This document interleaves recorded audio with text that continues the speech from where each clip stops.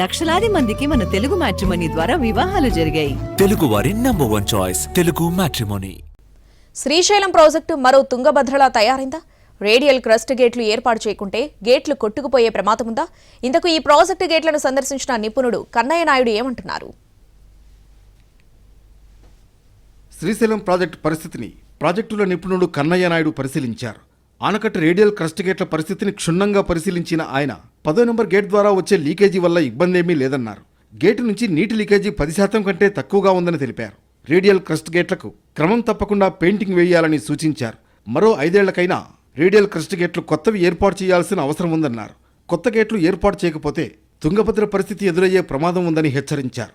Srisailam project గేట్ల నిర్వహణకు ప్రభుత్వం నిధులు కేటాయించాలని సూచించారు. ఆనకట్ట నుంచి 60 మీటర్ల దూరంలో ప్లంజ్ పూల్ ఉందని, దానివల్ల శ్రీశైలం ఆనకట్ట పునాదులకు ఎలాంటి ప్రమాదం లేదన్నారు. మన ఇంజనీర్లు నీళ్లు నింపాలని చాలా శ్రమపడి జీరో లీకేజ్కి ట్రై చేస్తున్నాం. దానివల్ల గేట్లు ఆపరేషన్కి ఏం ప్రమాదం లేదు. కానీ కొన్ని రస్ట్ పట్టిన కొన్ని పార్ట్లు ఉన్నాయి.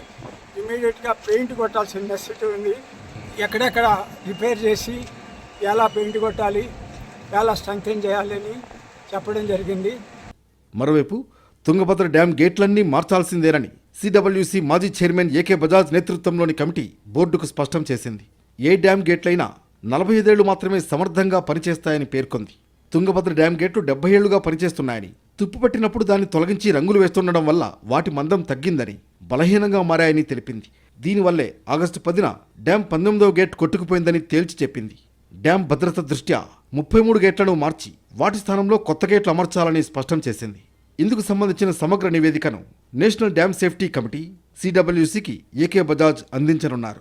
సిడబ్ల్యూసి మార్గదర్శకాల మేరకు గేట్ల మార్పుపై తుంగభద్ర బోర్డు నిర్ణయం తీసుకోనుంది. కొట్టుకుపోయిన 19వ గేట్ స్థానంలో స్టాప్ లాక్ గేట్ ఏర్పాటు చేయడానికే 5 కోట్ల రూపాయలకు పైగా బోర్డు వ్యయం చేసింది.